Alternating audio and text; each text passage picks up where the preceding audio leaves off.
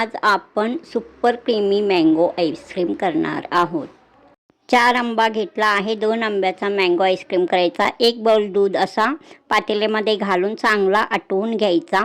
त्यामध्ये अर्धा वाटी साखर घालायचा, अर्धा चमचा इसेन्स घालायचा।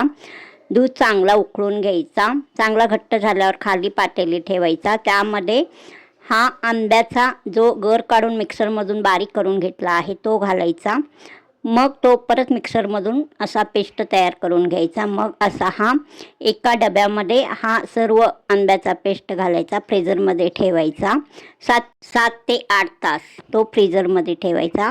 नंतर काढून बघायचा। उरलेला आंब्याचा पेस्ट मी असा या कोनमध्ये घातलेला आहे। हा बघा, असा हा आईस्क्रीम 7-8 तासांनी तयार झालेला आहे। हा डब्यातील आईस्क्रीम पण असा चांगला एकदम घट्ट असा तयार झालेला आहे।